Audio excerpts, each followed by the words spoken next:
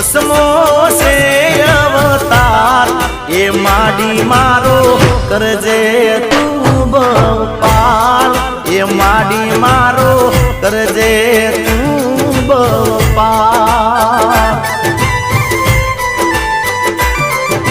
હે માડી હરખે આરતી ઉતારું આજ હે માડી મારી રાખજે તું માલા